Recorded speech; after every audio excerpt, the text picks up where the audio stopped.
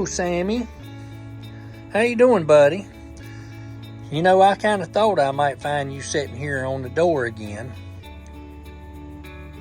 What you got to say about that? It's every night, the same spot. What do we have to do?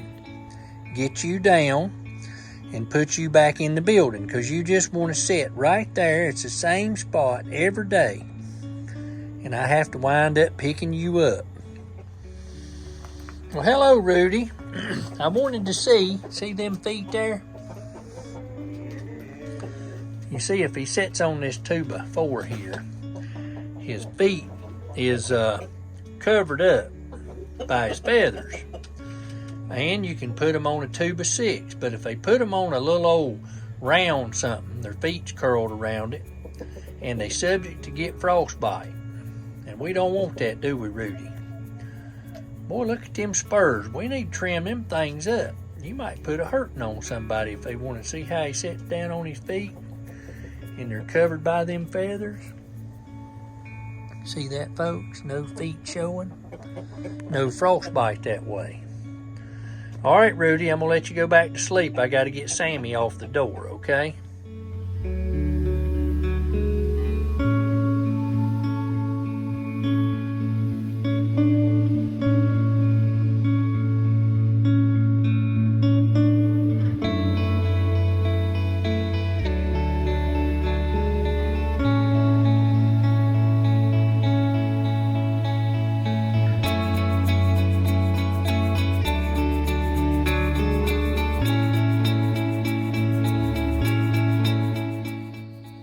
Well, folks, final preparations are being made for the hot dog serving at Mama's Cheer on November the 22nd from 12 to 4.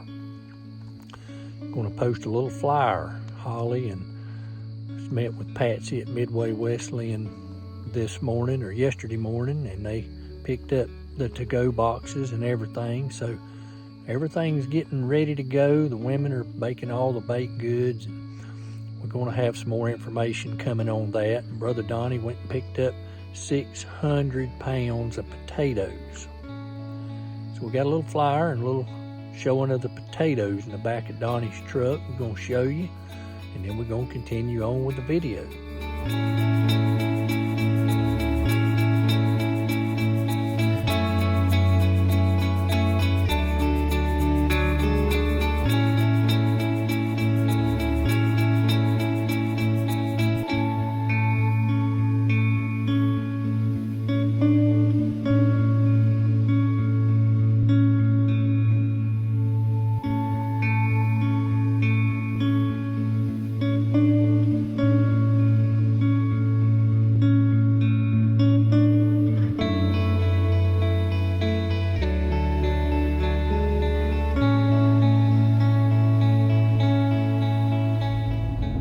Well, folks, you remember about a week ago, we were talking about a lady needing a vehicle. She had found a job. She had been working with Emerge Ministries on getting her home replaced. She's on the list to get her home replaced, and she had found a job and needed a vehicle. And so Operation Mountain Relief, and Appalachian Navy, and Central Global Methodist Church, Midway Wesleyan Church, Deep River Farm, Helping Hands. We all worked together, and Appalachian Reclamation Koalition helped find a vehicle.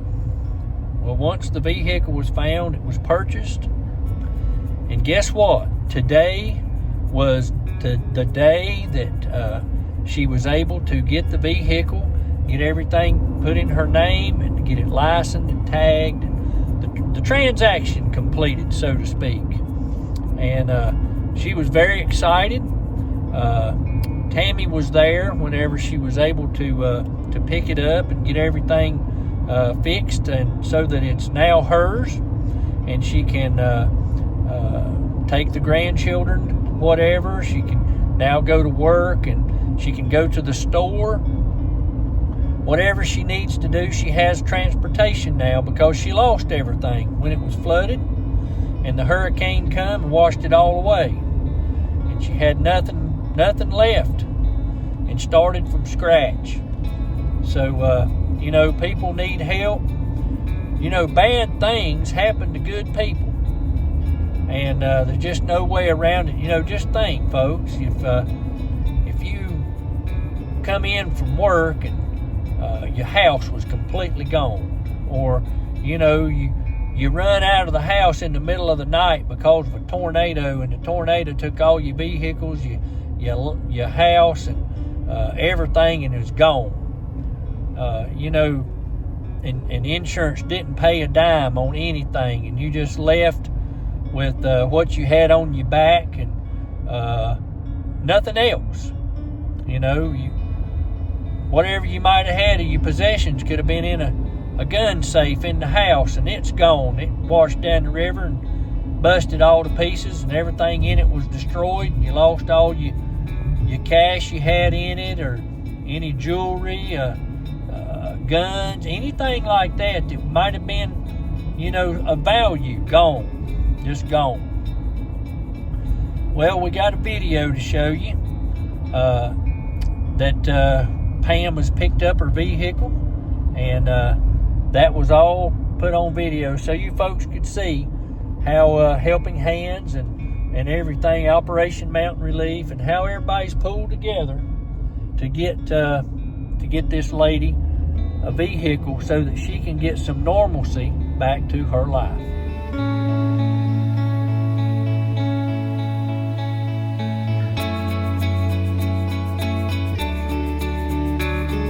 Pam here today. She works with Emerge Ministries. She is getting a new home from them. She lost her home up in Black Mountain. She is also now working and back to school. She needed a car to get to school and everything, and Operation Mountain Relief, Wayne and Bud and Ross, Central, everybody stepped up, and they got her this very cool Nissan Xterra. What do you think, Pam? I love it. This is going to work perfect. Yes, the girls are going to love it. Perfect. Yeah, they're really going to enjoy Nana having a way to take them to do this and that and the other, and I appreciate it so much. Thank you. We know you do. Thank you. You're very deserving.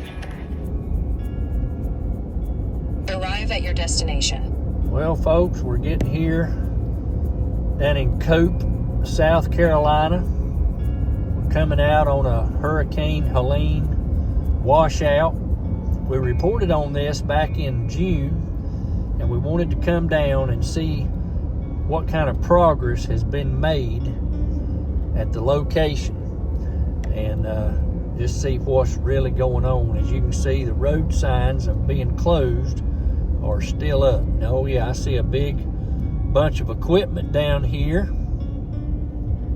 So it looks like there is work going on at the location to repair the washout. So we're going to get out and take a look at it. Well, we're down here in Cope, South Carolina. We're checking out continued recovery, rebuilding, reconstruction, and to gain access for people who's been washed out from Hurricane Helene. There's been a lot of cleanup right here since we were last down here in, I believe, June, when we first reported on this location. Since then, they have came in, they have demoed out the bridge and the culvert, and they have begun the process here. It does take a while. You have to give time for water lines to be removed and re-drilled, and fiber optic lines, that type thing, to be relocated and put into place so that the demolition of the bridge itself can be done and the construction of the new bridge to take place. So we're in Cope, South Carolina, and This one was one that was washed out from the hurricane. And you can still see the mounds of dirt where this foam pit is. See how it was buried? They've had to dig that out and relocate it and find it. But the road is still, you can't pass through here. It'd take about 6 or 8 miles to get back around to go to the other side of this location. And they've got these dirt mounds built in case somebody runs through the barricades. You're going to hit the dirt. And then if they want to play Dukes of Hazzard, they can fly over the creek here. But as you can see, there was quite a bit of destruction here. Plus they've cleaned up quite a bit. And they're working on hauling the debris out. Once the debris is removed, they can come back here and start the construction of the bridge. But we felt like you folks would want to see. I'll try to link the prior video to this location in the description so that you can go back and see that video and to see what it looked like then compared to what it's looking like now as the progress of reconstruction continues in Cope, South Carolina. Well, they got a mess down here, folks. They're demoing out the old bridge. We went around to the other side. The importance of this location, folks, is this. In order to get from one side of the swamp to the other side is a 7-mile drive. So it's a big inconvenience for these folks that are, you know, on one side or the other, needing to get through the area. It's a big mess. The gnats down here are terrible. It's 74 degrees down here. And but we're here checking things out. They've made a lot of progress. When we was here last time, it was just a big washout. So they're making headway. That's a good thing. It is a slow process. I mean, you can just go in and throw something in and get traffic over it, but eventually they're going to have to tear that out and replace it with some real solid structure that's going to withstand another big rainstorm. So right now, it's a mess until they get it fixed again. Until things is fixed, it's going to continue to remain closed with a detour around.